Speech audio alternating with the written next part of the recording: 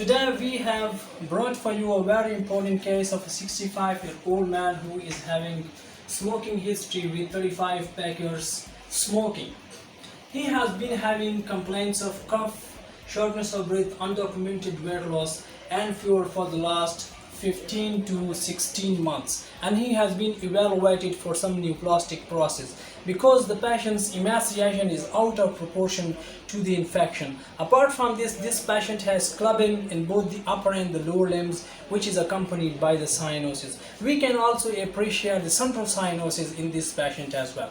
Now, this patient's initial chest X-ray which was taken is indicating a hidden abnormality which can be overlooked easily, because if you look at this chest X-ray, this is suggestive of chronic COPD, chronic obstructive pulmonary disease, and there can be a nodule can be appreciable just close to the right hilum. This is accompanied by a non-homogeneous opacity in the right lower zone. If we focus the left side, there is a opacity which is pleural based on the left side in the mid zone, but the rest of the chest X-ray appears normal.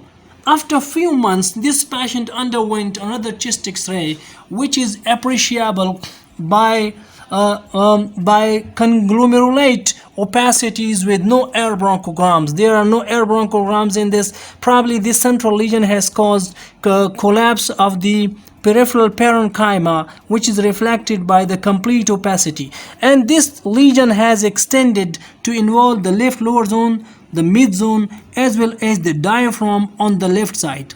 If we just focus another chest X-ray which was taken a few months after this one, this is another chest X-ray which is showing progression of the neoplastic process with almost complete opacity of the right mid zone and sparing some part in the apices.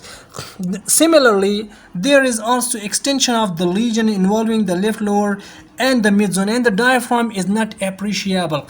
There are some other lesions which are extending. If you look, this has extended, it is increased in size in this lesion with some other lesions here, but clinically there appears no bony involvement in these chest X-ray. If we focus on the CT scan of this patient, we will first take the mediastinal window, which is very important for the location of the neoplastic process. So this is the mediastinal window of this patient. If you focus, we can appreciate a pleural based lesion, and which is also lying in the lung parenchyma. Look at this, focus this is having spiculated margins which are extending down. This lesion has given rise to some other lesions, probably either because of a collapse or because of the progression of this lesion. Probably this could be a satellite lesion of this. If we go down, these lesions are appreciable on the other side as well. If we focus this is homogeneous and we can appreciate the vessels as well. So probably this is a collapse because the bronchus appears to be narrowed at this level. We will just take the lung window to show the bronchus cutoff sign, and here we can also appreciate the homogeneous opacity which are actually probably the collapsed lung. So these are different masses which are appreciable in this mediastinal window. If we just focus on the lung window, we can appreciate the bronchus cutoff sign. We can appreciate the bronchus cutoff sign.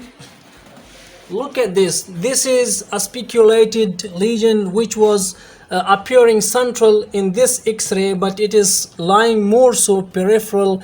There are some carcinoma, lymphangitis carcinomatosis. The lymph nodes are involved and they are dilated. These are, again, if we go down, we can appreciate this is the trachea. The trachea is traversed, and it is now, look at this. This is the right bronchus which is cut off here.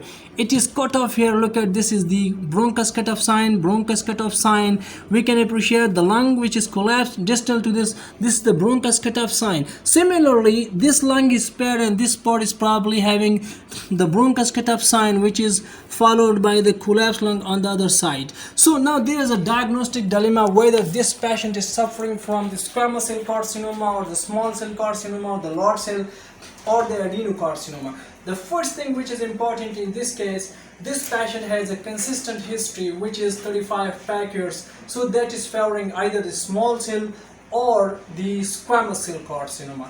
The second thing is, this patient has a lesion which is more so peripheral but is slightly more so central as well, so squamous cell carcinoma must be kept on the top.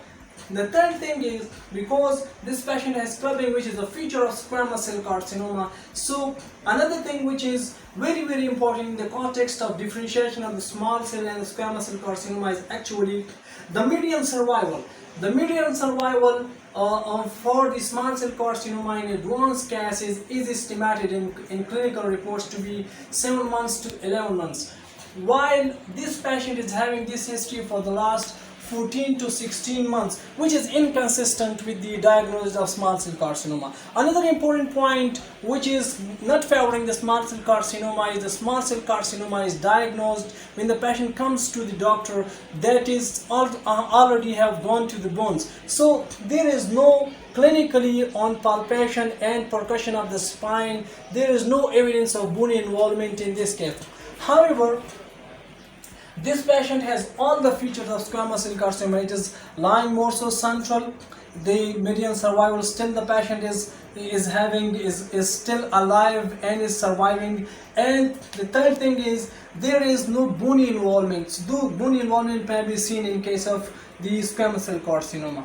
And the calcium level of this patient is normal. Again, hypercalcemia is a feature of squamous cell carcinoma, but it can be seen in cases of small cell carcinoma if it has involved the bone. The alkaline phosphatase is normal. The ultrasound of this patient is normal. So this is a fairly clinical case of squamous cell carcinoma on clinical grounds, because it is involving the central airways, which is causing peripheral collapse and the